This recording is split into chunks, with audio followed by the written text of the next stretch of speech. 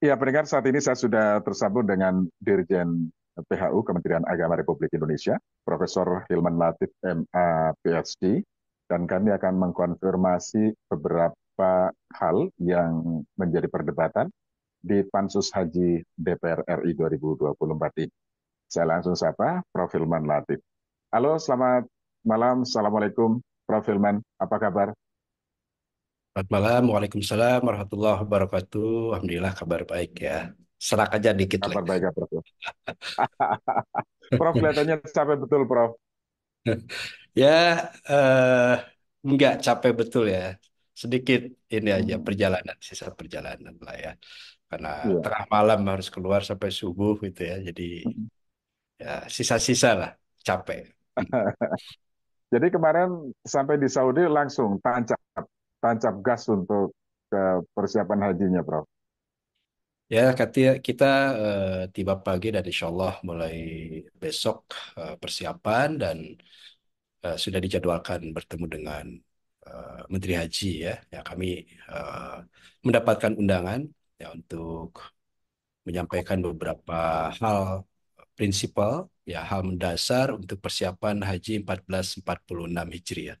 Jadi saya kira itu dan saat ini kan kita sudah diminta untuk menyampaikan RPH ya, rencana perjalanan haji, jadwal dan lain sebagainya, eh, mengimbangi apa yang sudah dijadwalkan oleh kerajaan. Gitu. Oke, jadi kelihatan betul jadwalnya padat sekali ya, Prof. Ya. Ya, Baik, ya, insya Allah ya. Prof. Mudah-mudahan bisa lancar semua. Iya, iya, jaga kesehatan ya, Prof. Ya. Amin, Prof, ini makasih. soal bukan polemik ya, tetapi eh, sidang pansus haji yang sudah bergulir ya. Sudah ada beberapa dari para direktur, kemudian Kasubdit yang dimintai keterangan di pansus haji. Nah, bagaimana sebetulnya, Prof, posisi dan kewenangan Kementerian Agama ya dalam penyelenggaraan haji reguler dan juga haji khusus, Prof? Ya baik, terima kasih. Jadi terima kasih Pak Suwiryo ya dan teman-teman semua. Ya Alhamdulillah eh, kami di Kementerian Agama terus berupaya untuk bekerja sama dengan tim Pansus ya dengan mengirimkan beberapa orang yang dibutuhkan keterangannya ya sebagai saksi. Yang pertama saya sendiri yang pertama kali dipanggil dan kemudian juga ada beberapa direktur yang dipanggil ya khususnya direktur layanan dalam negeri, kemudian juga direktur umroh dan haji khusus, kemudian ada juga Kasubdit Siskohat ya, kemudian dokumen eh, dan ada beberapa staf yang lain yang kemudian dikonfirmasi oleh tim Pansus. Ya, alhamdulillah sejauh ini berjalan lancar dan tim kami juga menyediakan berbagai informasi yang penting untuk disampaikan kepada Pansus maupun kepada publik tentang apa yang sebetulnya sedang terjadi dan mengapa kebijakan-kebijakan diambil oleh Kementerian Agama untuk pelaksanaan ibadah haji 1445 Hijriah. Jadi posisi kita tentu saja eh, dengan full team ya eh, siap memberikan keterangan-keterangan itu kepada Pansus ya mengenai apa yang dibutuhkan termasuk juga dokumen-dokumen yang diminta. Jadi Kementerian Agama kan selama ini bermitra dengan DPR tentunya khususnya dengan Komisi 8 DPR RI dan pasca pelaksanaan ibadah haji kemarin kemudian dibentuk pansus dan kami tentu saja merespons itu dengan eh, kesesuaian apa yang ada di dalam perundang-undangan lah gitu ya. Jadi kita saat ini alhamdulillah sudah terus berkomunikasi dengan tim pansus untuk keterangan-keterangan yang diperlukan. Begitu, Pak. Ya, ya, baik, Prof. Tapi apakah eh, jalannya sidang pansus dengan keterangan saksi-saksi dari Kementerian Agama ini sudah sesuai dengan harapan? Artinya data-data yang dibutuhkan sudah mencukupi untuk sebagai bahan katakanlah dalam sidang tersebut, Prof. Ya mengenai cukup dan tidak cukup tentu ini tergantung kepada pansusnya ya. Apa saja yang kemudian mereka sedang dalami ya, dan ketika diperlukan kami menyiapkan data tersebut ya, khususnya terkait dengan data jamaah tentang sistem kami di Cisco HAT ya, kemudian juga sistem kami di Cisco Patuh, bagaimana prosedur yang dilakukan dalam proses pemenuhan jamaah ya yang akan diberangkatkan, kemudian juga pelunasan, terus kemudian pergantian jamaah atau pelimpahan jamaah baik yang meninggal ataupun sakit permanen, kemudian juga bagaimana mengisi kuota yang tidak terisi dan lain sebagainya. Dan itu kan sudah ada prosedur yang kita tempuh ya, kemudian juga diikuti oleh SOP-SOP-nya. Nah, dari situ kami juga sudah memberikan beberapa data yang diperlukan ya, karena memang dipinta oleh Pansus, dan tentu saja data tersebut juga sangat besar ya.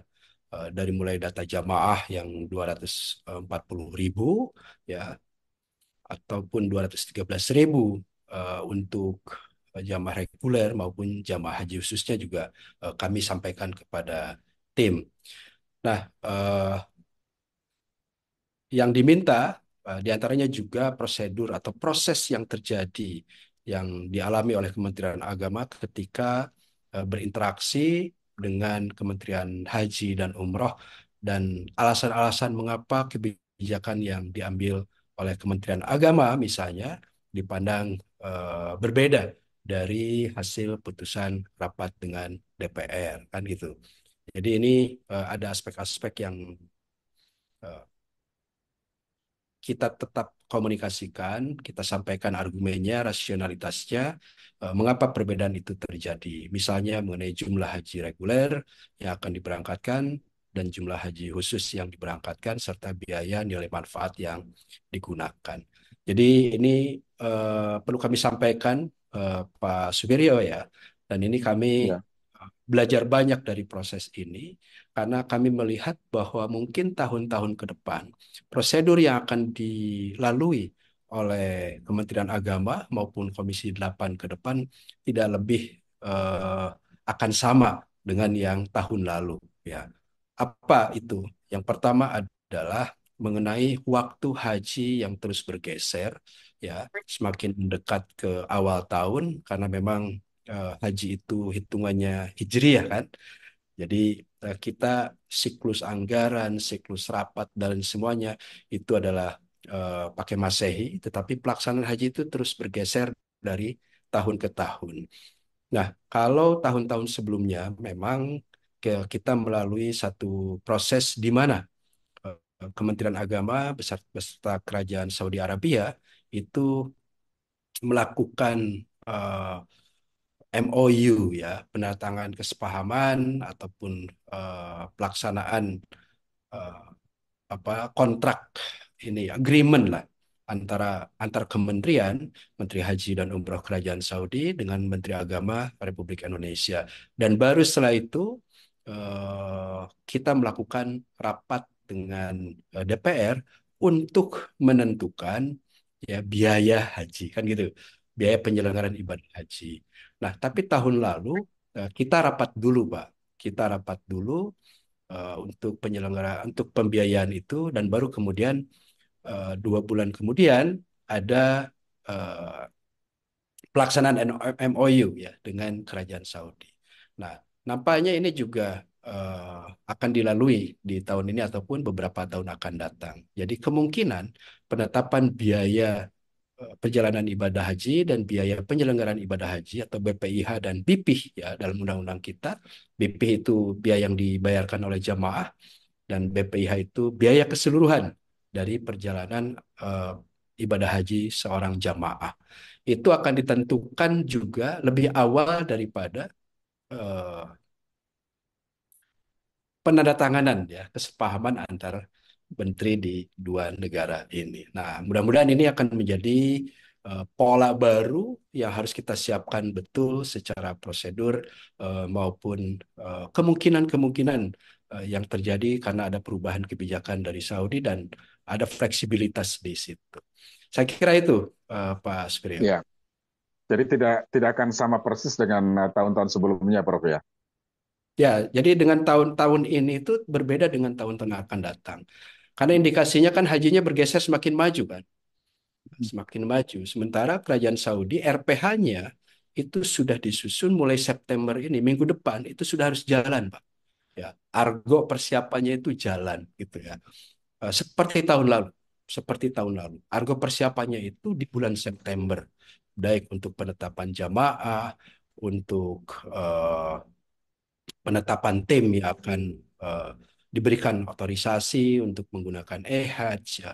Kemudian juga untuk biaya yang akan dikeluarkan, kemudian tempat yang akan digunakan oleh jamaah dan lain sebagainya, itu kemungkinan dilakukan lebih awal dan boleh jadi rapat dengan DPR-nya juga harus maju gitu ya. Seperti tahun lalu gitu ya, seperti tahun lalu. Yang sebelumnya kan itu tidak terjadi ya. Sebelumnya itu Ya, tidak ter Sebelumnya ketentuannya semua selesai, baru kemudian bicarakan biayanya. Nah, ini saya kira satu situasi yang agak berbeda ya dengan tahun-tahun sebelum 2024 atau 2023 ke belakang. ya. Prof, sebetulnya bagaimana sih posisi dan kewenangan Kementerian Agama ya dalam penyelenggaraan haji reguler dan haji khususnya, Prof? Oh ya, tadi ya, jadi dalam undang-undang memang disebutkan bahwa untuk penyelenggaraan haji jamaah haji Indonesia untuk penyelenggaranya itu kan pemerintah ya.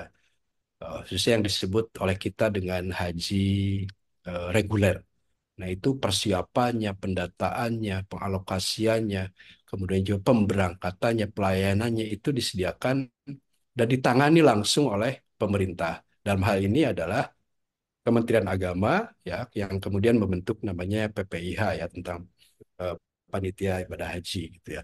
Nah, tapi kemudian yang haji khusus penyelenggaranya itu adalah travel haji yang di dalam undang-undang kita disebut dengan PIHK, penyelenggara ibadah haji khusus. Yang mereka lah yang memberangkatkan, yang melayani jamaah, yang mencatat seluruh apa namanya dokumen-dokumennya, yang itu eh, dimandatkan oleh undang-undang memang PIHK yang melayani itu. Bagaimana kewenangan Menteri Agama ya terhadap penyelenggaraan ibadah haji? Nah, Kementerian Agama ya saat ini berada dalam posisi untuk memfasilitasi proses pendaftaran jamaah haji khusus yang diusulkan PHK, dicatat oleh tim kami di provinsi atau di Kanwil ya kemudian dimasukkan ke dalam sistem. Nah, kemudian mereka mendapatkan porsi. Tapi kemudian untuk keberangkatannya itu ditangani langsung oleh travel haji ya, travel haji yang dulu mungkin publik belum kenal disebut dengan ONH Plus gitu ya. Nah, itu Ya, penyelenggaranya memang travel-travel. Ya, ya, Kementerian Agama itu kewenangannya adalah pada proses ya pendataan dan juga untuk penetapan siapa yang berhak ya untuk diberangkatkan dan siapa yang tidak. Itu. ya, ya. Jadi sudah sangat jelas pembagian dan kewenangannya, Prof ya. Siapa yang diselenggarakan oleh siapa, reguler, kemudian haji khususnya siapa, begitu ya, Prof ya. Ya, Sudah clear betul ini. betul. Nah, kemudian Prof yang jadi persoalan kan sekarang kuota tambahan ya, Prof ya, kuota haji tambahan. Karena yang reguler sebetulnya sudah clear, nggak ada masalah. Kemudian dipermasalahkan DPR pansus ini adalah kuota tambahan sebanyak 20.000 ya 20.000 kuota haji tambahan yang pembagiannya sebanyak 10.000 untuk haji reguler dan 10.000 untuk haji khusus. Kira-kira begitu ya, Prof ya. Ya, Nah, ya, betul. mengapa kuota tambahan dibagi 50-50? Maksud 10.000 untuk haji khusus, 10.000 untuk reguler. Ya, baik, terima kasih ya. Yang pertama tentu dari segi proses awal ya, proses awal dari masuknya kuota tambahan ya. Jadi sebetulnya untuk kuota itu kita sudah peroleh sejak bulan Juni ya. Bulan Juni tahun 2023 kita sudah mendapatkan Kerajaan Saudi secara resmi diserahkan oleh Kementerian Haji kepada Kementerian Agama, dan langsung yang menerima adalah Menteri Agama dari Menteri Haji. Nah, dari situ kemudian eh, kita ya menyusun RPH itu, ya menyusun RPH dan juga melakukan persiapan-persiapan teknis pada bulan September. Dan kami kemudian juga bersepakat dengan DPR untuk melakukan rapat lebih awal karena memang menjelang pemilu di bulan Oktober dan di bulan November. Nah, pada proses itu ya, seiring berjalannya waktu, kemudian kita mendapatkan informasi sebagaimana diumumkan oleh Presiden pada tanggal 19 Oktober 2023 bahwa eh, Indonesia mendapatkan kuota tambahan yang sangat signifikan jumlahnya, yaitu 20.000 jamaah. Nah, dan eh, ini yang kemudian tentu dari Kementerian Agama melakukan langkah-langkah untuk melakukan berbagai mitigasi, ya, karena ini jumlah yang juga tentunya sangat besar, ya. 20.000 itu belum Besar pernah ya. di dalam sejarah kita menerima eh, kuota sebesar itu. Dan di dalam rapat dengan DPR waktu itu cukup dinamis, ya. Kita awalnya berpatokan pada 221.000 sebagai kuota awal dan 92%-nya untuk haji reguler dan 8% untuk haji khusus, ya.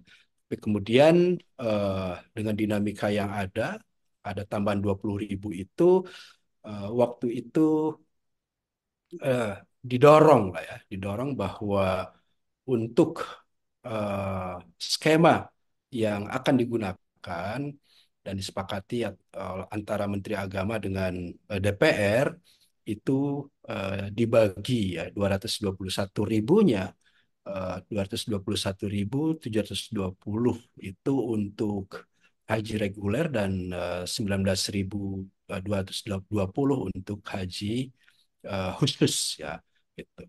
Nah, eh, memang pada saat itu ada gap lah, ya, ada gap informasi dan gap administrasi, ya, di mana sebetulnya pada eh, bulan Oktober dan bulan November itu kita belum mendapatkan kuota itu secara resmi, kira-kira begitulah.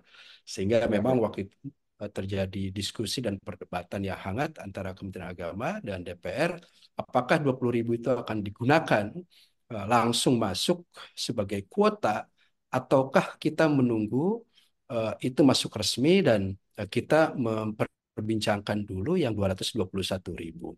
Kenapa demikian? Karena bulan Novembernya Kementerian Agama sudah mengeluarkan KMA, ya, terkait dengan kuota haji regulernya. Nah, yang 20.000 itu belum masuk di dalam KMA itu karena itu definisinya adalah kuota tambahan. Kan gitu, Pak. Nah, Iya, iya. kemudian itu ada langkah-langkah yang kami lakukan untuk melakukan mitigasi secara teknis, ya, dengan Kementerian Haji. Bagaimana sebetulnya kita berdua, ya, karena ini kan tugas berdua, Pak. Tugas Kementerian Agama, ya, tugas Kementerian Haji, ya, untuk memanage jamaah kita itu. Proses pelayanannya Ya, akan seperti apa, di mana lokasinya, penempatannya.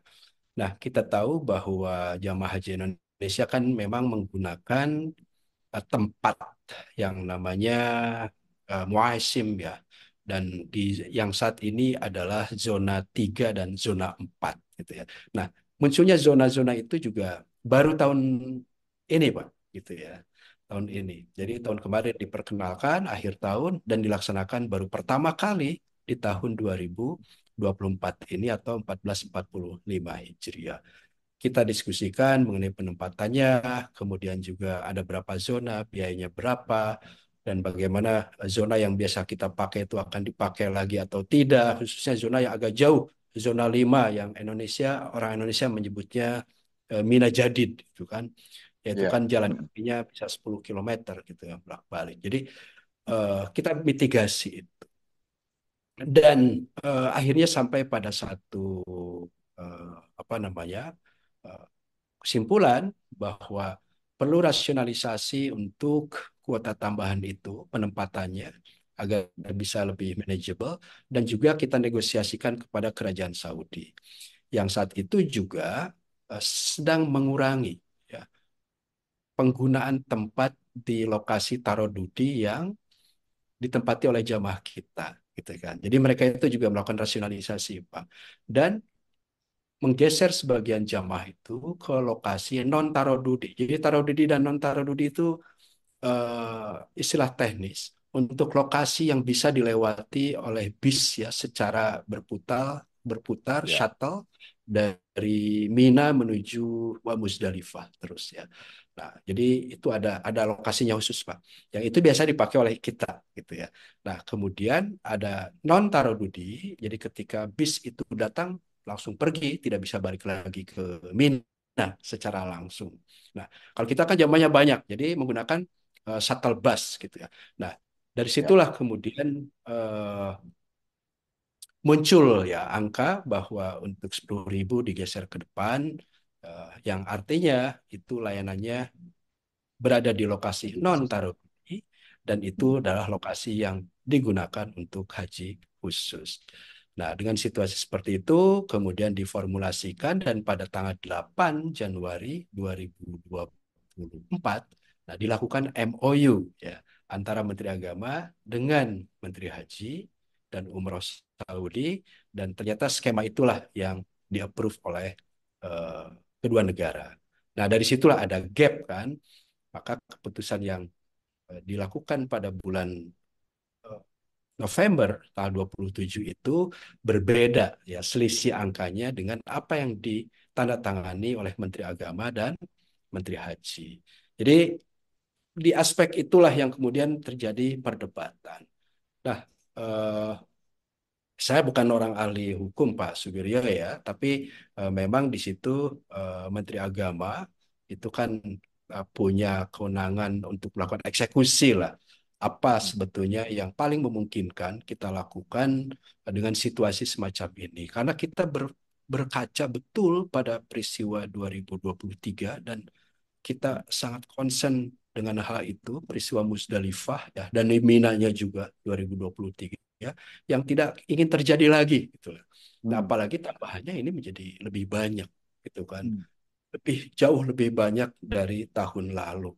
Tahun lalu dengan tambahan 8.000 ya yang dibagi haji khusus dan haji reguler, kita betul-betul melihat satu situasi yang sangat padat dan Ya, berat sekali ya untuk di manage. Nah, jadi untuk tahun ini kira-kira ya tidak terlalu bergeser lah, tidak mm, terlalu jauh seperti tambahannya seperti tahun lalu gitu ya. Dan ini yang kemudian didiskusikan dengan kerajaan Saudi. Kemudian perlu saya tambahkan ya bahwa sebelum terjadinya tambahan itu, kami pun sebetulnya sudah diminta oleh kerajaan Saudi untuk melakukan mitigasi tentang apa yang eh, kemungkinan apa skenario apa yang paling memungkinkan untuk bisa dilakukan agar tidak terjadi kepadatan yang berlebihan di Mina. Gitu. Kalau padatnya itu kan pasti padat ya, tapi ya, kepadatan yang berlebihan itu seperti apa? Nah, karena itu saya sempat diskusi dengan Wakil Menteri Haji dan bahkan mm, waktu itu mereka mengusulkan ya mungkin Indonesia bisa ada 20.000 sampai 30.000 orang itu tanazul gitu kan. Tanazul itu artinya mereka tidak tinggal di tenda, Pak. mm, Ya, tidak mabit di dalam tenda, tetapi mm, mereka bisa bergeser ke hotel-hotel terdekat gitu ya. mm, Pada waktu itu belum ada isu tambahan, tapi kami juga masih mempertimbangkan hal itu. Apa alasannya? Ya, alasannya kita bisa mengatur secara lebih mudah ya, khususnya space yang sangat terbatas itu untuk jamaah haji ya, Indonesia. Tapi kita tidak juga langsung memberikan approval gitu ya, karena terkait dengan pembayaran, terkait dengan kesiapan jamaah, siapa jamaah yang mau pindah ke hotel kan tidak tidak tinggal atau tidak mabit di Mina gitu ya untuk melakukan jumroh. Apalagi kita tahu bahwa sebagian besar ya 99,9% jamaah kita ya, itu kan jamaah baru, Pak. Ya, mm, jamaah baru. Jadi ingin merasakan sensasinya ya tinggal di Mina gitu, di tenda karena karena itu pengalaman spiritual yang juga penting buat mereka. Nah, itu sudah didiskusikan sebelumnya, tapi kemudian kami tidak mengambil langkah itu karena berbagai masalah teknis yang belum siap, dan kemudian skema alokasi penempatan jamaah lah yang kemudian menjadi kebijakan Kementerian Agama. Gitu. Ya, oke. Ya, Prof. Jadi mengenai kuota, pembagian kuota tambahan ya, bukan yang reguler, tapi tambahan 20 ribu itu ada pada kewenangan Menteri Agama sesuai dengan undang-undang yang ada. Kira-kira begitu ya, Prof ya. Dan Ya, tadi ya, sudah ada kesepakatan dengan DPR ternyata di situ ya. ya. Nah, kemudian pertimbangannya mengapa 10 ribu reguler, kemudian 10 ribu lagi haji khusus karena tadi kondisi di Mina, kepadatan di Mina dan lain sebagainya supaya tidak terjadi peristiwa 2023 lalu yang banyak itu ya, Prof ya. Ya, dan bukan hanya itu, Pak. Mm-mm. Selain faktor itu, kita tahu kan bahwa untuk tahun ini juga alhamdulillah ya, alhamdulillah Kementerian Agama berhasil bernegosiasi dan Kerajaan Saudi untuk tidak menempati zona 5, Pak. Hmm. Yang tahun lalu banyak dikeluhkan oleh jamaah karena posisinya terlalu jauh, gitu kan. Zona 5 itu disebutnya Mina Jadid karena Mina jadi sebetulnya itu wilayah Musdalifah sebagai bagian dari perluasan ya, perluasan wilayah Mina. Di Indonesia kan masih ada perdebatan fikih juga gitu ya. Nah, jadi kita geser ke dalam. Nah, ada 9 maktab di situ, Pak. Di zona 5 itu yang biasa ditempati Indonesia. Ya kita geser ke dalam dan jumlahnya juga signifikan ya, sekitar dua puluh ya. tujuh ribu orang Mm. masuk. Jadi memang kita coba berupaya betul agar penempatan jamaah di Mina itu pada saat puncak haji bisa lebih nyaman pada jamaah, ya. Ya, Tidak terlalu jauh, tidak terlalu padat. Nah, ini memang challenge ya, tantangan ya. buat kami sebagai penyelenggara untuk terus Mm-mm. bisa menyiapkan skenario-skenario yang memungkinkan dilaksanakan dan tidak juga keluar dari fikih yang disepakati oleh para ulama. Nah, Ya, jadi saya kira ini poinnya. oke. Prof, tapi pembagian alokasi kuota tambahan 50-50 ini kan dianggap tidak sesuai dengan kesimpulan Raker 27 November yang tadi Prof sebutkan ya, yang Ya, membagi alokasi kuota 92% untuk reguler dan 8% untuk haji khusus. Ini yang sebagaimana diatur dalam pasal 64 Undang-Undang Nomor 8 Tahun 2019. Nah, bagaimana penjelasan dari perspektif regulasinya, Prof? ya dari regulasinya kan untuk kuota haji tambahan memang kan ditetapkan oleh Menteri Agama. Jadi sebetulnya penetapan kuota itu di Menteri, Pak. Ya. Oke. Penetapan kuota itu di Menteri. Untuk biaya hajinya itu yang didiskusikan dan dikonsultasikan dengan DPR, Pak. Gitu kan? Ya, Jadi ya. BPIH, biaya penyelenggaraan ibadah haji. Itu memang ya kita harus berkonsultasi dengan DPR kan gitu. Dan itu yang proses yang dilakukan oleh Kementerian Agama gitulah.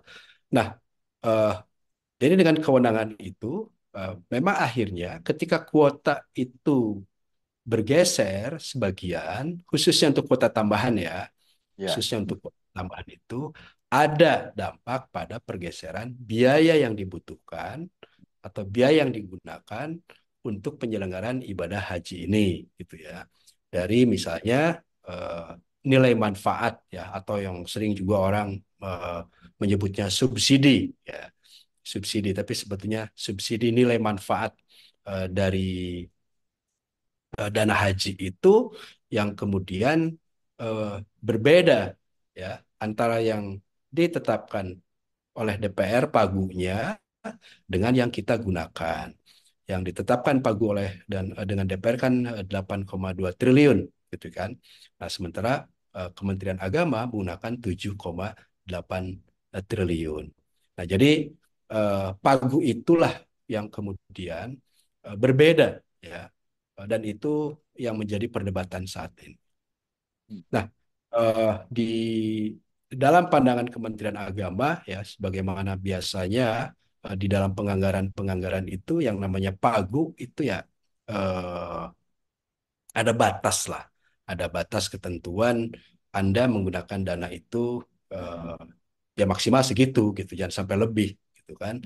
Nah, itu sebetulnya aspek yang kemudian menjadi perdebatan ya. Dan selain itu terkait juga dengan jamaah yang pergi dari eh, reguler itu kemudian berkurang dari kuota tambahan itu gitu ya. Saya kira itu Pak. Iya, iya. Oke. Nah, kemudian kan muncul adanya dugaan ya, dugaan jual yang disebut oleh Pansus adalah jual beli kuota haji, baik reguler ataupun khusus. Kemudian eh, ini yang ini yang terjadi ya, tuduhan-tuduhan itu. Kemudian muncul misalnya ada 3.503 jemaah haji khusus yang mendaftar tahun 2024 dan bisa langsung berangkat. Dan kemudian temuan adanya biaya haji khusus yang mencapai 1 miliar lebih. Nah, itu yang kemudian sempat mengemuka dalam pansus. Nah, sebetulnya bagaimana informasi yang terjadi, Prof? Ya baik, terima kasih. Jadi nanti perlu dicek lagi ya, siapa sih yang bayar 1 miliar untuk haji? Ya ada berapa orang gitu ya? Dicek aja siapa dan travel apa Pak, gitu ya. Eh, itu ya. Mungkin ada artis saya nggak tahu pakai visa apa ya, yang ramai kemudian di medsos ya bayarnya berapa ya 1 M lah gitu kan.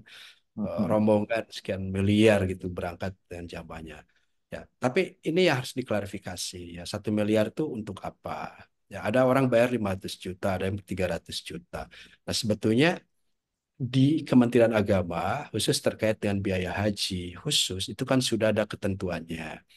Batas dasarnya kan pada saat mendaftar jamaah haji khusus itu harus store uang $4.000. Itu Pak ya. Kemudian pada saat pelunasan itu nambah lagi $4.000. Jadi $8.000 Amerika ya. Nah, kemudian untuk layanannya itu memang sesuai dengan paket-paket yang disediakan. Di Saudinya sendiri itu sudah ada paketnya, Pak. Paket masyair terutama, yaitu pada saat puncak haji. Maktabnya di mana, jauh nggak dari lokasi jumroh, gitu kan? Ada maktab 111, 113, 115 terus gitu ya. Semakin jauh, itu harganya beda, Pak. Ya, kemudian makannya prasmanan seperti apa, ya. Kemudian juga hotelnya, berapa lama jamaah itu tinggal di dekat haram, umpamanya di masjidnya, di hotel-hotel di dekat Zam-Zam Tower. Apakah selama full musim haji 2 minggu umpamanya tinggal di situ atau hanya beberapa hari tinggal di situ kemudian pindah Ya. kan gitu?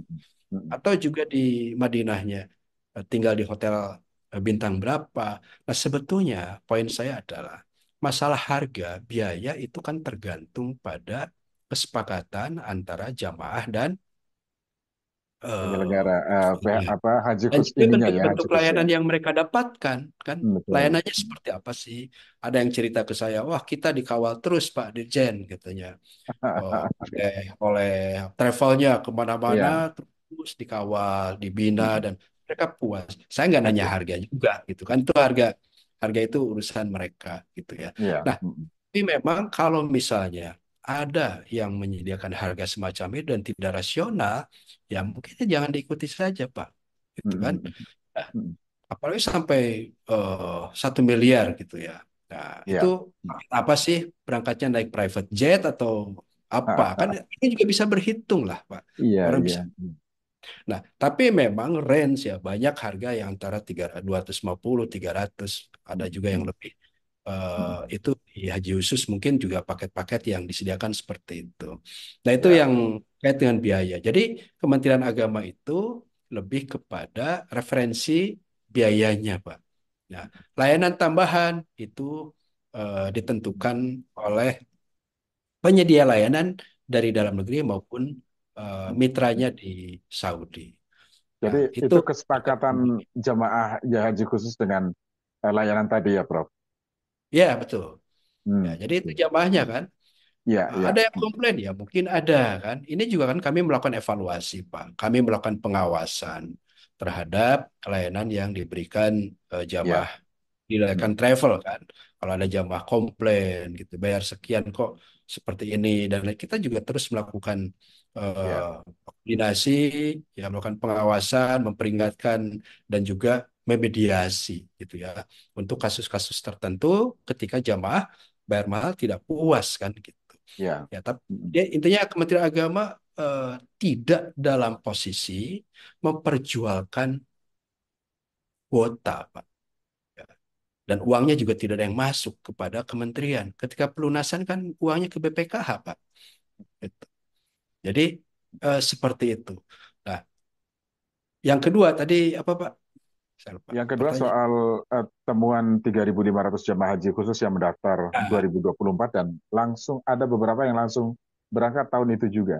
Nah, ya. kemudian Untuk narasi yang ditimbulkan adalah, yang dimunculkan adalah bagaimana dengan mereka yang bertahun-tahun, puluhan tahun menunggu. Kan begitu, Prof, yang terjadi. Ya, pertama, untuk haji reguler, itu kan kita sudah ada mekanisme, Pak. Ya, pelunasan tahap satu, pelunasan tahap dua, pelunasan tahap tiga umpamanya ya, kalau misalnya Hmm. tidak tercapai, atau perpanjangan tahap dua. Ya, ini kan saya perlu sampaikan, Pak. Untuk tahun lalu saja, ya pelunasan itu tahap satu, ya pelunasan tahap duanya. Pelunasan tahap satu itu semuanya basisnya untuk antrian, Pak. Gitu ya. Ya, ya. Hmm. Baru tahap dua, boleh ada penggabungan mahram. Ada suaminya atau istrinya yang berbeda pada saat pendaftarannya, beda tahun lah. Hmm. Hmm. Itu kemudian bisa bergabung mahram, diusulkan secara Oh, resmi. oke. Kan gitu, Pak. Hmm. Misalnya Hmm. Bapak, Pak Wiryo, eh, berangkat nih 2024, kan gitu. Dapat panggilan. Tapi istrinya, karena 3 tahun daftarnya lebih muda dari Pak Wiryo, belum jatahnya. Itu baru bisa dilakukan di tahap dua, Pak. Tahap dua, Hmm. mereka bergabung ke suaminya, ada juga gabung ke orang tuanya dan lain-lain dan lain-lain. Ya, Ya. jadi kalau dilihat dari situ bagaimana? Lihat dari situ pasti ada orang berangkat lebih cepat karena bergabung dan mahram. Betul ya? Iya, iya, iya, iya. Betul, betul. Tetapi itu difasilitasi oleh undang-undangnya, Pak. Itu penggabungan mahram itu dapat dilakukan di tahap dua. Dan itu kan jumlahnya juga ribuan orang, Pak. Kan gitu. Nah, yang kedua, ada juga jamaah yang meninggal. Jamaah yang meninggal itu ibunya, bapaknya, itu kan juga bisa diganti atau pelimpahan porsi oleh ahli warisnya. Kalau di jamaah reguler, misalnya ibunya meninggal atau ayahnya, ketika mendapatkan panggilan keluarganya, ya mereka sepakat, boleh diganti oleh si A anaknya untuk mengusulkan pelimpahan porsi itu. Porsi. Daftarnya tahun berapa? Ya pasti 2024, Pak. Hmm. Hmm. 2024 Hmm. daftar, tapi kemudian dia dichannelkan kepada porsi orang tuanya yang wafat itu, misalnya sudah daftar 2013. Itu yang dimaksud dengan ada orang daftar Oke. Betul, betul. 2024, diubah datanya jadi 2013. Enggak begitu. Tapi di Oke. channel dengan Iya. orang yang sudah mendaftar lama kan gitu. Hmm. Karena memang dia baru daftar, Pak. Iya. Secara porsi baru daftar. Ya, dan itu jumlahnya kan nggak satu juga banyak. Oke. Nah, terkait dengan apakah, nah ini juga yang menjadi perdebatan dengan DPR, apakah misalnya datanya itu valid? Nah, ini pertanyaan, Pak. Betul ya? Iya. Kami Iya. dari Hmm. Kementerian Agama sudah saya sampaikan berkali-kali, kalau ada anomali data, dan kami tentu dengan senang hati untuk menindaklanjuti itu. Ya, Iya. Hmm. tahun 2022, 2023 kami tindak lanjuti, Pak. Hmm. Ketika kami membaca data yang anomali, ya dianggap kita sebagai anomali, gitu ya. Hmm. Kita batalkan semuanya proses itu. Nah, 2024 ya kira-kira kalau ada informasi semacam itu, kami dan senang hati untuk melakukan tindak lanjut itu, ya, dan Hmm. melakukan investigasi. Dan kami secara khusus tentu saja sangat terbuka untuk terus melakukan perbaikan di dalam Siskohat, ya, sistem apa namanya Komputerisasi komputerisasi haji haji terpadu ya. padu itu, Hmm. Hmm. kita sempurnakan terus. Celah-celahnya di mana, prosesnya Hmm. seperti apa, kapan Hmm. terjadi perubahan dan lain Hmm. sebagainya. Nah, Hmm. itu yang pertama. Yang kedua, dengan haji khusus, ya dengan haji khusus itu sampai bulan Januari dari 17.000 jamaah yang mendapatkan kuota, ya itu kan kemudian masih tersisa ada sekitar 112 atau 115 gitu ya. Dan kemudian dibuka lagi untuk tambahannya.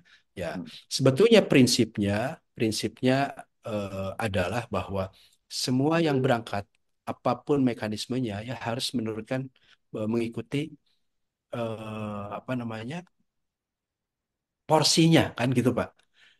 Harus melalui porsinya. Ya. Jadi secara berurutan. Nah, kemudian ketika prosesnya dalam pengisian kuota itu yang diusulkan oleh travelnya, yang diusulkan oleh PIHK-nya dari berbagai provinsi itu ternyata berbeda-beda Ya. porsinya, Hmm. khususnya mengenai kesiapan jamaah yang diberangkatkan. Nah, ini saya kira poin yang kemarin menjadi perdebatan dan dipersoalkan. Tentu kami juga melakukan analisis ya terhadap data. Mengapa jamaah ini tidak berangkat? Ada faktor apa? Apakah Hmm. sebelumnya pernah berhaji atau Hmm. usianya belum masuk 18 tahun sehingga kemudian dipending dan lain sebagainya. Saya kira itu, Pak. Iya, jadi sudah clear ya, Prof, mengenai mengapa yang baru daftar kok bisa langsung berangkat. Karena tidak ada Ya, ada pengalihan porsi, limpahan. pelimpahan ya, pelimpahan Kalau porsi untuk maksudnya, haji reguler gitu ya. reguler, betul betul. Oke, Prof, kita tahu bahwa sekarang kan Kementerian Agama juga sedang mempersiapkan penyelenggaraan haji 2025 ya, Prof. Tetapi pada saat yang sama, Pansus DPR juga masih terus bergulir.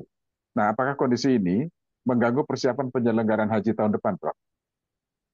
Eh, Ya, bukan mengganggu ya, tapi tentu kami berharap bahwa seluruh proses ya yang dilakukan bersama Pansus ini juga bisa segera selesai.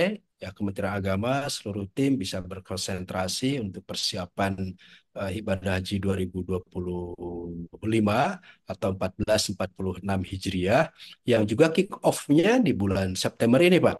Ya, September ini sudah mulai harus jalan banyak hal ya pengumuman harus kita sampaikan kepada publik. Kuota, nah ini lagi kuota ya. Ya, Kuota tambahan. Kuota yang sudah Re- kami terima ini juga harus kami rumuskan hmm, menjadi KMA, Keputusan Menteri Agama, dan kami harus sosialisasi kepada masyarakat Indonesia dan mereka juga tim kami di bawah harus melakukan verifikasi ya siapa yang siap siapa yang enggak alamatnya di mana itu kan butuh waktu. Nah ini juga ingin kami lakukan segera tapi kami melihat bahwa mungkin pasca pansus ini selesai mudah-mudahan ya selesai dengan baik kita sudah bisa melakukan langkah-langkah antisipatif ya terhadap persiapan haji akan datang yang ternyata banyak juga perubahan-perubahan dibanding tahun lalu, Pak, regulasinya. Nah, ini ya, ya. juga penting buat kita. Salah satu contoh, Pak, tapi saya tidak detail, kami sudah menerima surat resmi ya eh, dalam 1 minggu terakhir ini, orang yang menderita penyakit A, B, C, D, E, F, G sudah disebut jelas, Pak, tidak boleh berangkat nih. Dari Saudi, syarat Saudi. itu. Oke. Iya. Tapi nanti kami jenis penyakitnya apa.